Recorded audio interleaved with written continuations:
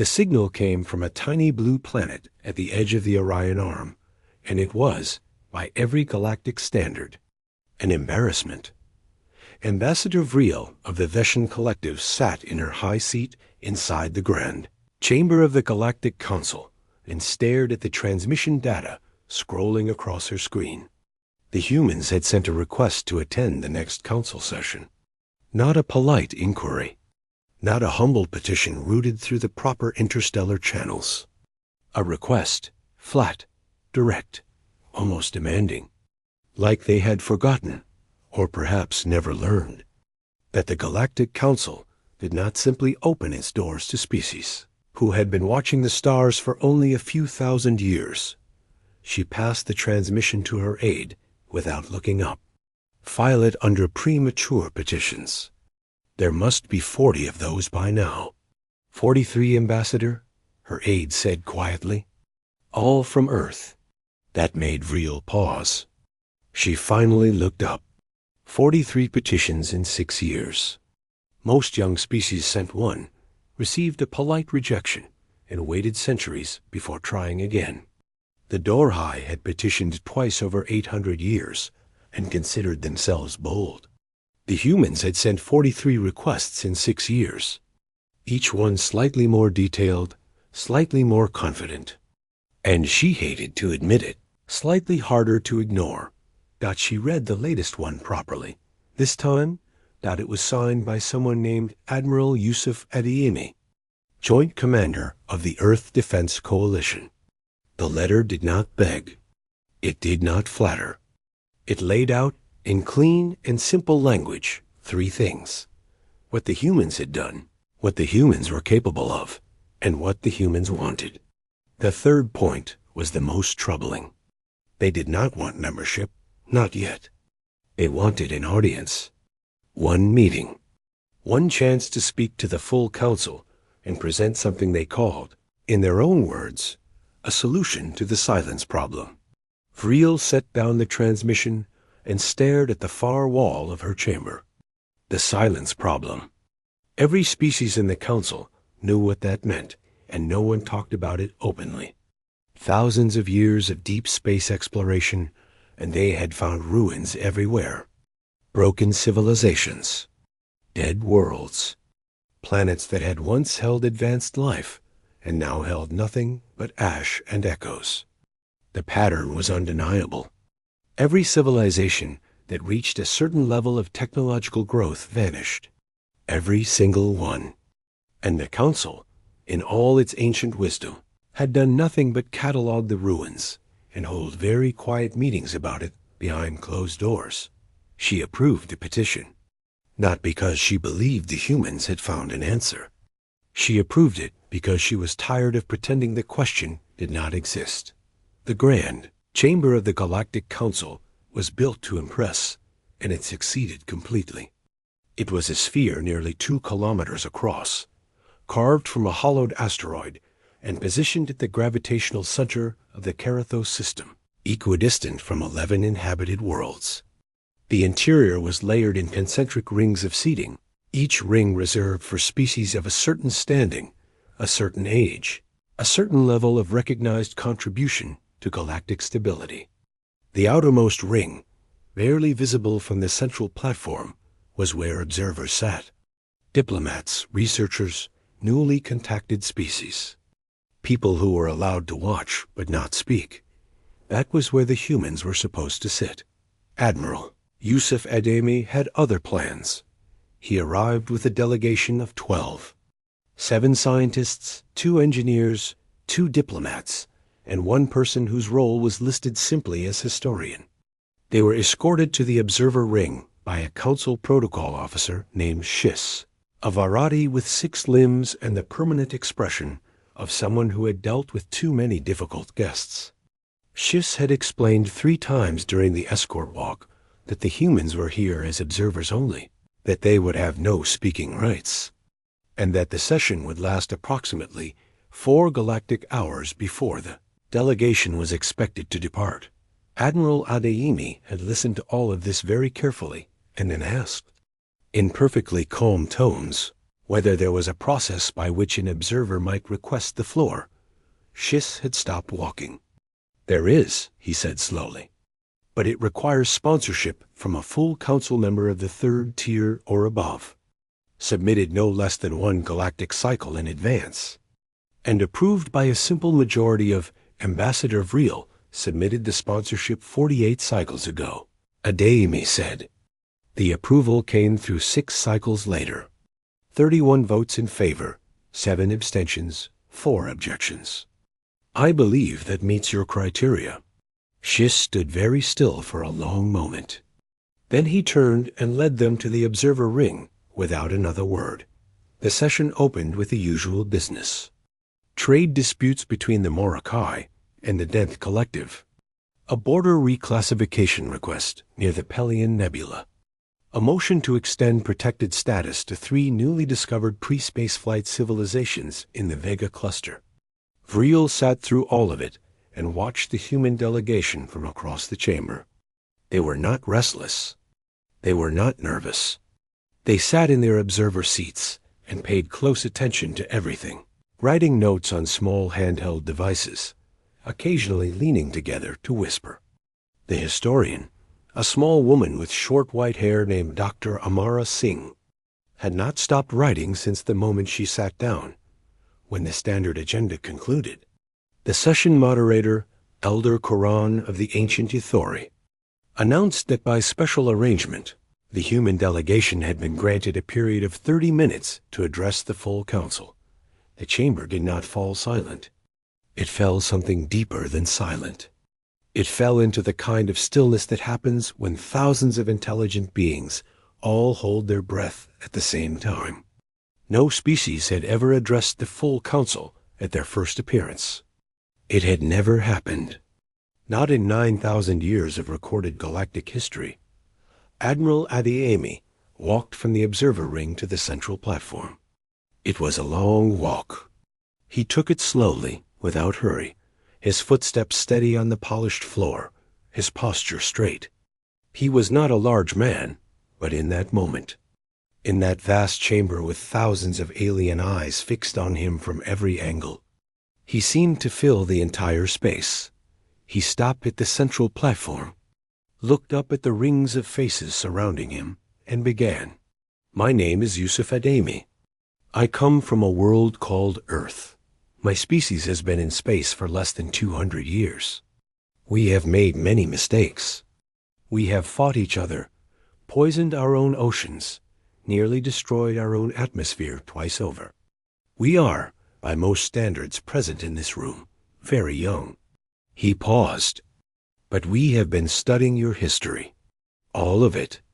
Every archive you have made public, every ruin your expeditions have catalogued, every disappearance you have recorded and filed away and chosen not to discuss. We have read all of it." The silence in the chamber shifted. It became something with an edge to it. "We know about the silence," he said, "and we think we know why it keeps happening." Vreel watched the faces of the senior ambassadors around the chamber. She saw discomfort. She saw dismissal beginning to form. She also saw, on more than a few faces, something she had not seen in a very long time inside these walls. Fear. "Every civilization that has disappeared," Adeyemi continued, "disappeared after reaching a specific threshold. Not a technology threshold, not a population threshold, a behavioral threshold. They all stopped doing one particular thing at exactly the wrong moment." He reached into his jacket and removed a small data chip. He held it up between 2 fingers so the entire chamber could see it. "We have mapped 412 disappeared civilizations. The pattern is identical in every case. And we have evidence that whatever caused them to vanish is still present, still active, and currently moving in a direction that concerns us all." He set the chip on the platform surface and looked up again. "I am not here to frighten anyone. I am here because this information belongs to every species in this room, and because the humans of Earth made a decision a long time ago that secrets of this kind are too dangerous for any One group to keep alone. The chamber held its breath for one more moment. Then Elder Karan of the Authority, who had not spoken an unscheduled word in a council session in over 300 years, leaned forward and said, "Continue." The data chip contained everything got, not a summary, not a selected highlights package, prepared for diplomatic consumption. Everything. 412 civilization profiles, each one built from publicly available council archive records, cross-referenced against ruined surveys, atmospheric decay readings, stellar cartography data, and 17 other categories of information that the humans had spent 11 years collecting, sorting, and connecting into a single coherent picture.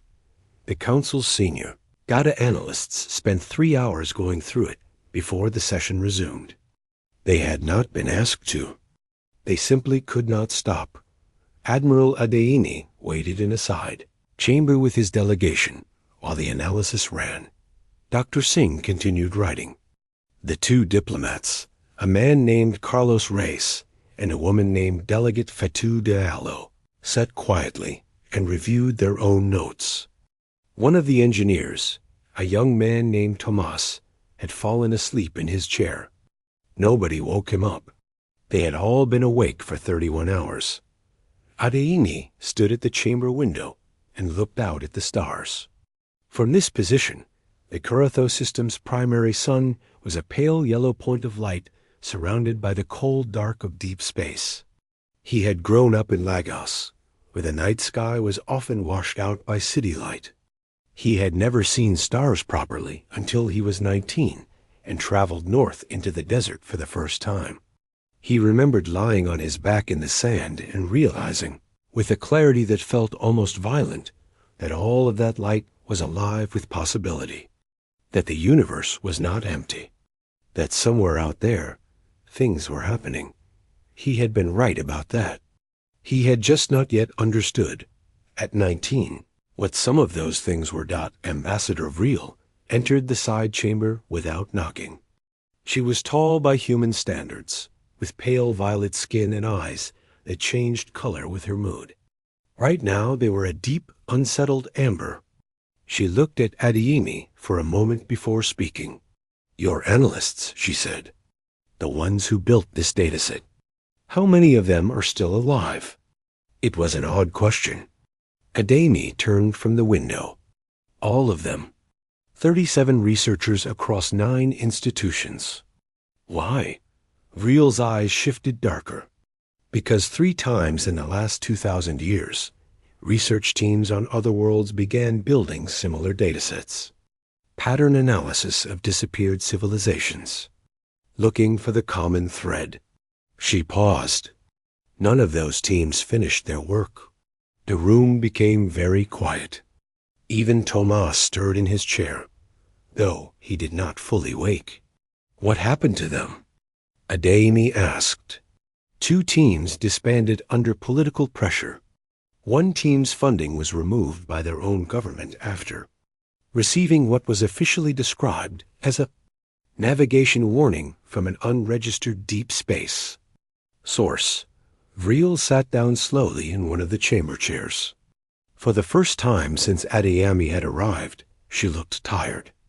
The Council's official position is that the silence is a natural phenomenon. Civilizations rise and fall. The universe is under no obligation to preserve any of them. This is the position we have held for 9,000 years. And the unofficial position? Adeyemi said, "The unofficial position is that some members of this council know exactly what causes the silence, have known for a very long time, and have made a choice that it is better not to discuss it publicly." She met his eyes. Because the last time it was discussed publicly, the civilization that discussed it disappeared within 2 centuries. Adeyemi was quiet for a long moment. Then he said, "That's in our dataset." Vreel stared at him. "The Cathori Conclave," he said.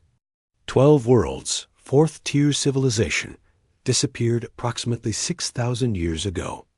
In the 40 years before their disappearance, Their public records show a significant increase in research into extinction patterns among older civilizations. Our analysts flagged it as a potential causal correlation, not just coincidence.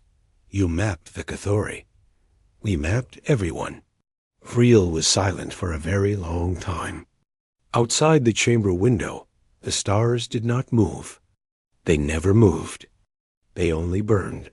When the council session resumed, the atmosphere in the grand chamber had changed. The routine formality was gone. The senior ambassadors sat forward in their seats instead of back. The low-level murmur that usually ran beneath council proceedings like background static had disappeared entirely. 3,000 beings in a 2-kilometer sphere, and it was quiet enough to hear a single pair of boots crossing the central platform. Those boots belonged to Dr. Amara Singh. Ademi had spoken first to establish credibility. Singh was here to establish terror.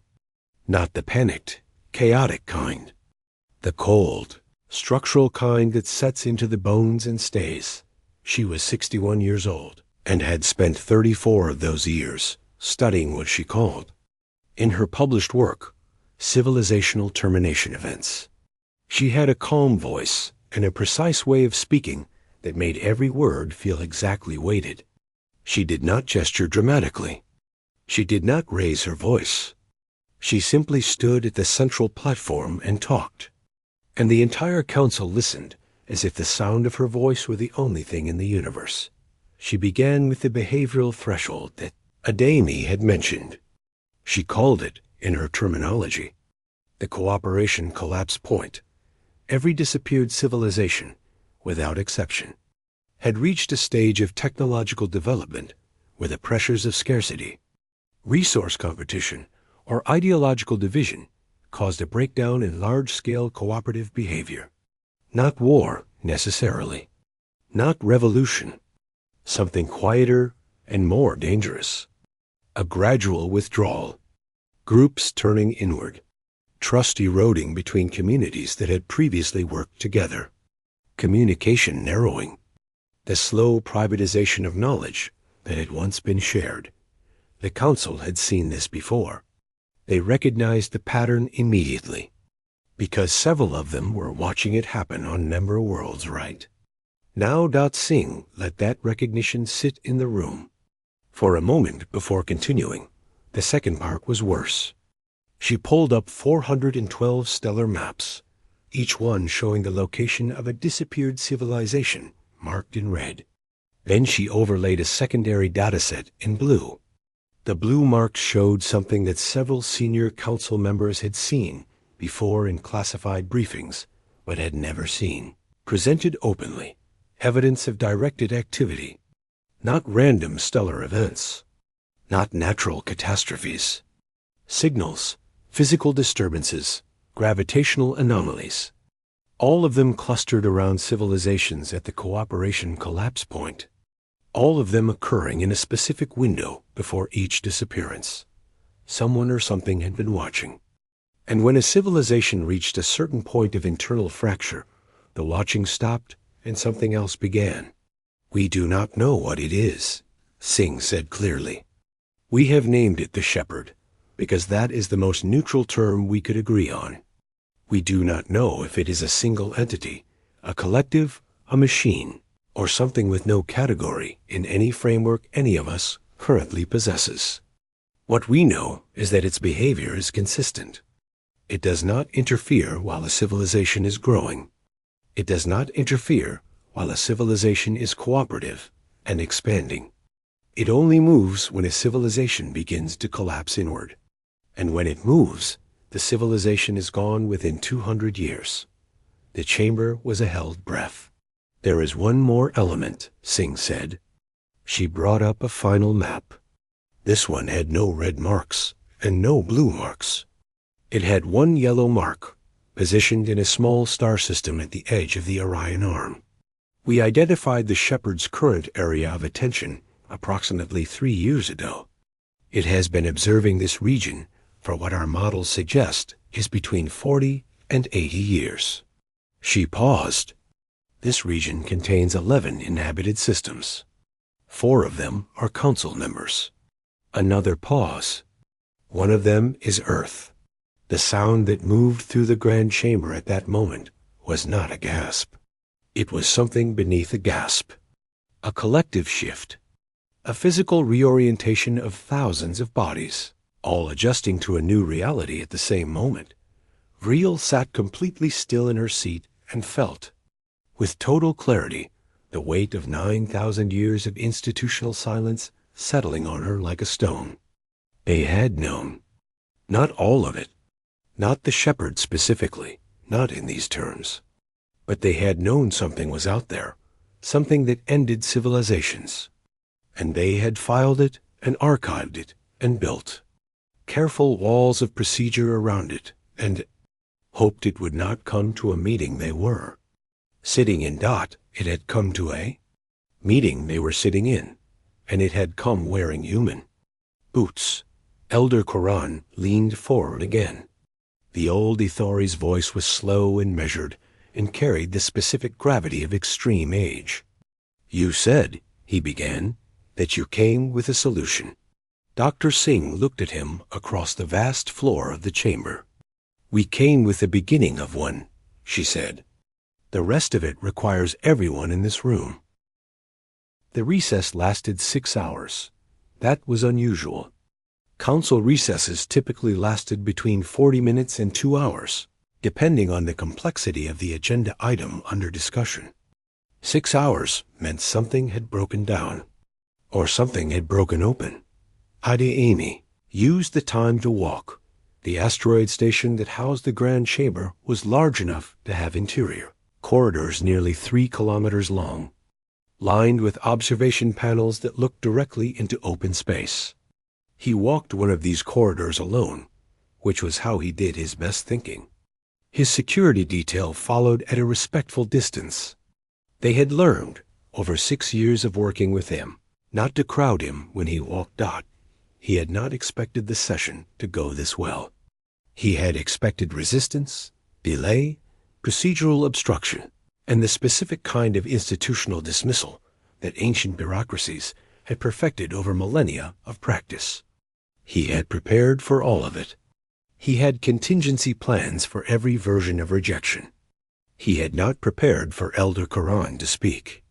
He had not prepared for the council to go into a 6-hour recess that, based on the message Vreel had sent him 40 minutes ago, involved a closed session among the 5 most senior ambassadors without any staff present.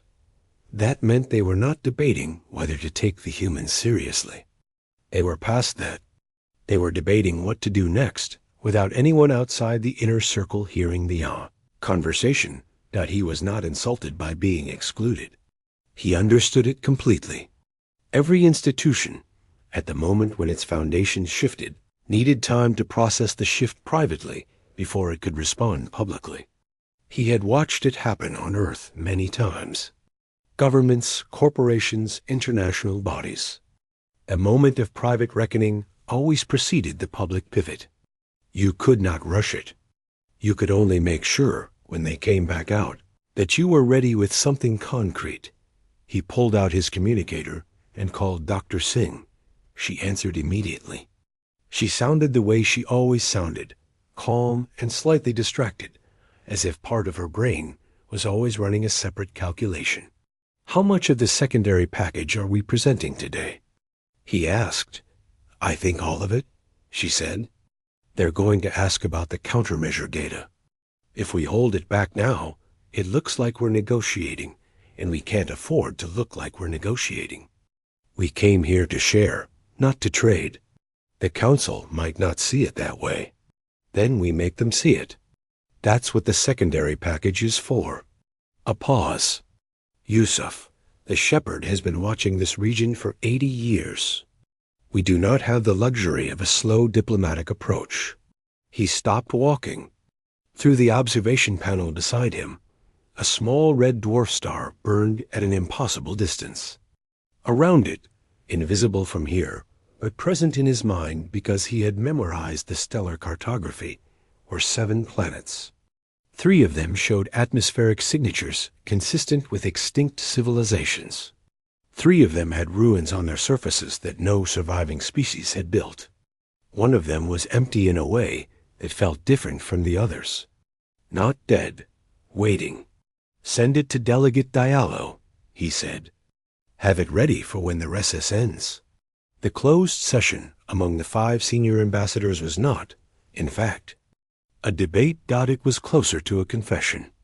Ambassador Vreel sat in a small secure chamber with Elder Koran of the Ithori, Grand Delegate Shorath of the Morokai Empire, Minister Kell of the Pelian Union, and High-Voiced Don of the Varadi Consensus. These 5 represented the oldest continuous civilizations in the Council. Between them, they held access to archives that no other members could reach. Archives that had been sealed, in some cases, for over 4,000 years. Vreel had been pushing for this conversation for a decade. She had never been able to get all 5 in a room at once. The humans had managed it in one afternoon. Elder Koran spoke first. He was Ithori, and the Ithori did not hide behind language. The woman's presentation confirmed what my people have known for 3,000 years. We named it differently. We called it the Warden. Our oldest texts describe an encounter during our early expansion period. A signal received, not hostile, not friendly, instructional. It told our ancestors, in language that took 11 generations to fully decode, that the universe had a maintenance function. That civilizations which could no longer sustain cooperative growth were removed. Not destroyed, removed, taken elsewhere. Placed somewhere that damage could be contained. He paused. We did not share this because we could not prove it, and because we believed, perhaps wrongly, that sharing it would cause the very collapse it described. The room was quiet. Grand Delegate Shorath, who was large even by Morokai standards, and had a voice like grinding stone, sighed. The Morokai Empire received a similar signal 4,000 years ago. We destroyed the research team that decoded it. Officially, they died in an accident. I am aware of how that sounds. He looked at the table surface. The Empire was young, and we were frightened. We have not been frightened since. I think perhaps we should have stayed frightened longer. Minister Kell of the Pelian Union said nothing for a moment. Then she said, "Our archives contain direct physical evidence. A probe recovered from a dead system 1,200 years ago. Non-Pelian construction. Technology we have never been able to fully replicate. It was transmitting when we found it, and it is still transmitting now. We have never decoded the signal." She looked up. "I think the humans might be able to." Vreel looked at each of them in turn. "Then we stop protecting these secrets," she said. "Today, everything goes to the full council. Everything goes to the humans." The silence that followed was not resistance. It was the sound of very old, very careful beings releasing something they had been holding for a very long time. When the session resumed, the chamber felt different. The 5 senior ambassadors returned to their seats, and something in their posture had changed. The careful neutrality of long practice was gone. They sat like people who had made a decision rather than people managing a process. Elder Koran addressed the chamber directly before the humans were invited back to the platform. He spoke for 11 minutes. He told the council about the Warden. He referenced the Ithori signal, the Morokai research team, the Pelian probe. He was precise, and he was honest, and he did not apologize for the silence of 3,000 years. But he acknowledged it plainly. And in the acknowledgement, there was something that functioned, if not as apology, then as recognition of a debt. The chamber received it in silence. Not stunned silence this time. Processing silence. The kind that happens when something that was always suspected is finally confirmed. Then Adiimi, Singh returned to the central platform together. Singh presented the secondary package. It was 40 minutes of dense, carefully organized research, and every minute of it landed like a stone dropped into still water. The humans had not only mapped the shepherd's behavioral pattern, they had identified what they believed was the shepherd's mechanism of detection, the thing it watched for, the specific measurable signature of cooperation collapse that seemed to function as a trigger dot. It was not technology level. It was not population size. It was not military capability or territorial expansion or energy consumption. It was information flow. Specifically, the rate at which knowledge and resources moved between groups within a civilization. When that rate dropped below a certain threshold, when communities began hoarding rather than sharing, when the flow of information narrowed from a river to a trickle, the shepherd's attention sharpened. And when the flow stopped almost entirely, so did the civilization. The implication was not subtle. If you wanted to survive, you could not close your fist. You had to keep your hands open. We believe, Singh said, that this is not punishment. It is not cruelty. Based on everything we have analyzed, the shepherd does not distinguish between civilizations it removes. It does not favor the strong or punish the weak. It removes civilizations that have stopped being civilizations in any meaningful sense. Communities that have turned on themselves so completely that outward growth is no longer possible. She looked around the chamber, and we believe it can be communicated with. The Ithori received a signal. The Pelian Union found a probe. These are not the behaviors of something that operates without awareness of its subjects. Something that does not intend communication does not leave messages. She paused. We want to send a reply. The chamber erupted. Not in chaos, in voices. Hundreds of voices, from dozens of species, all speaking at once in a wave of sound that rolled around the inside of the sphere and came back changed. Some were protesting. Some were demanding details. Some were asking questions that had clearly been waiting inside them for a very long time, stored carefully behind institutional walls, finally released by the simple act of a small woman standing on a platform and saying aloud what everyone in the room had quietly feared for centuries. Adeni did not move. He stood beside Singh and let the sound wash over him. He had expected this too. He had planned for this. What he had not planned for was that, in the middle of the noise, one voice rose above the others, clear and loud and carrying the specific authority of extreme age and complete credibility. Elder Quran. How? The old Ithori said just that. One word.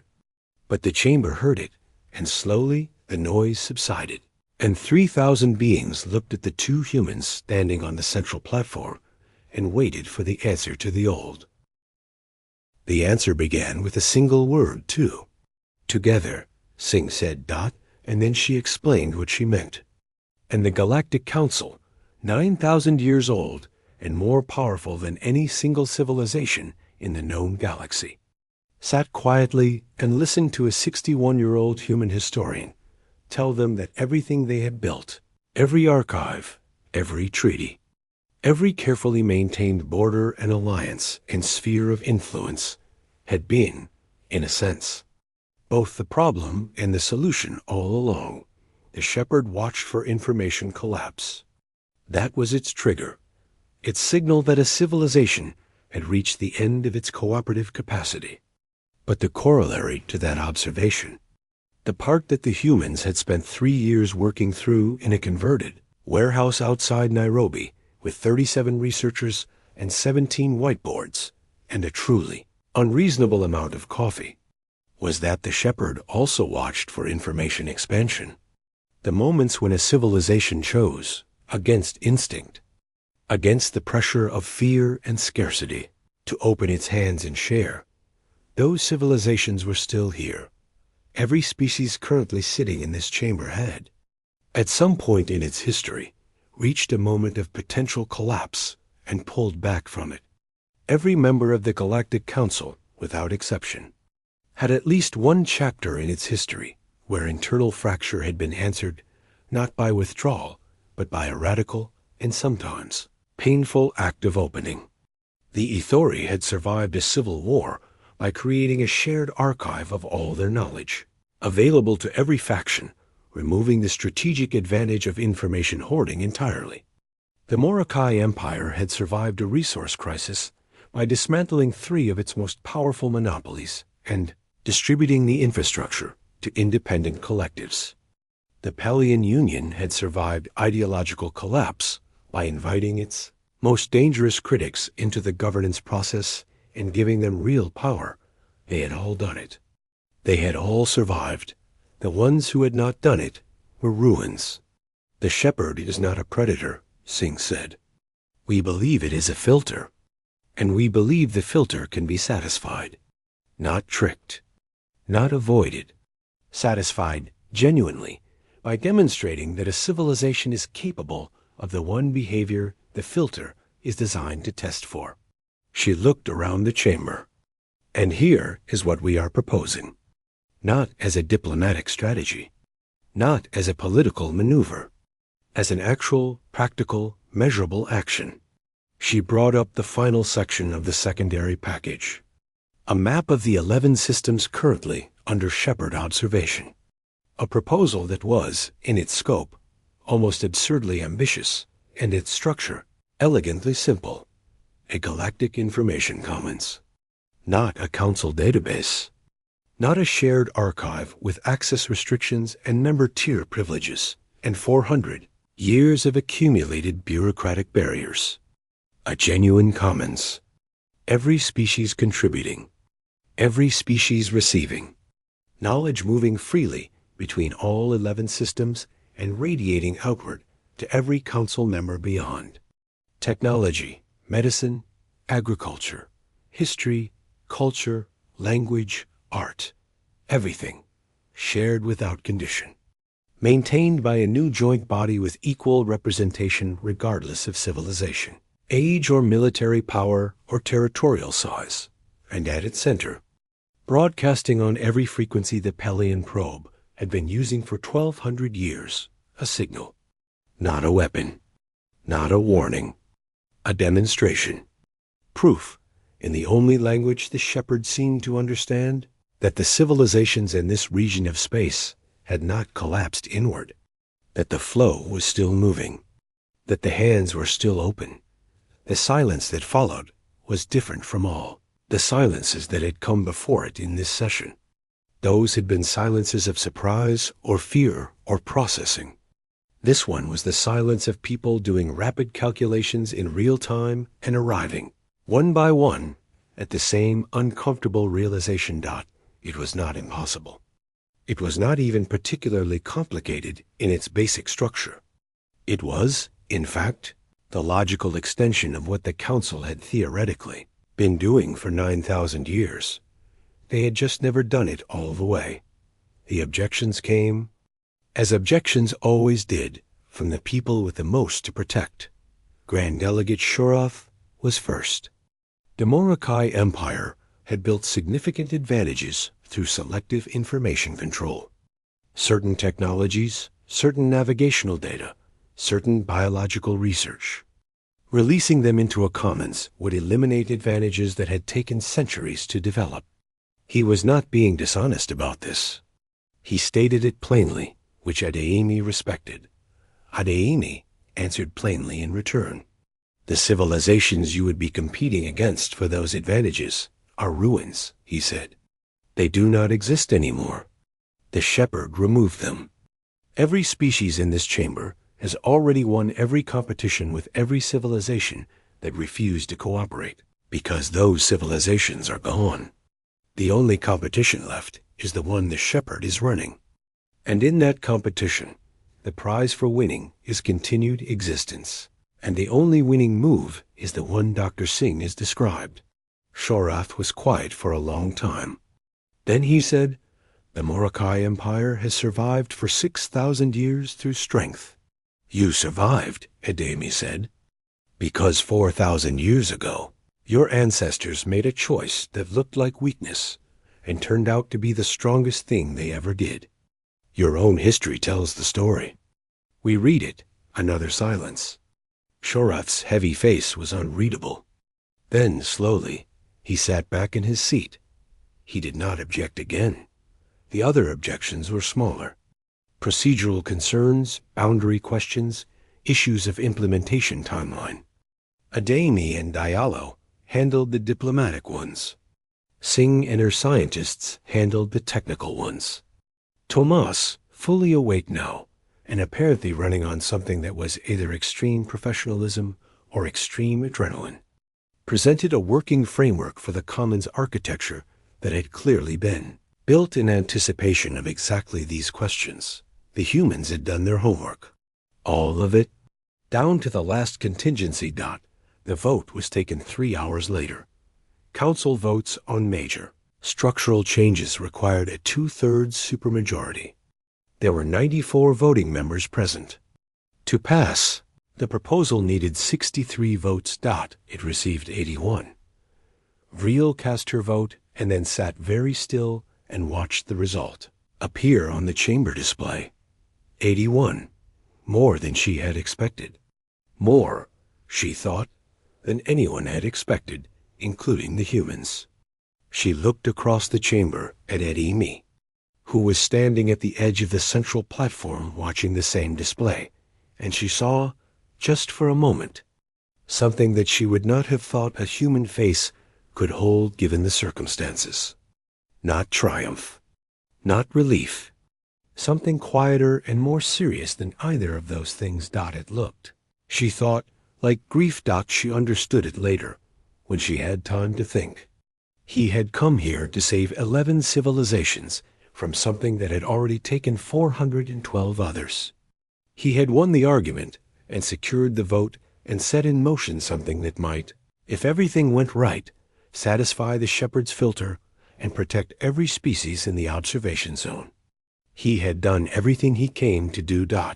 And he was still standing in a chamber that had been watching the stars go silent for 9,000 years, holding the knowledge of everything that had already been lost. The session formally ended 6 hours after the vote. Protocol required closing statements from the session moderator, which Elder Quran delivered in 8 sentences, the fewest ever used for a closing statement in recorded council history. He said what had happened, what had been decided, and what would follow.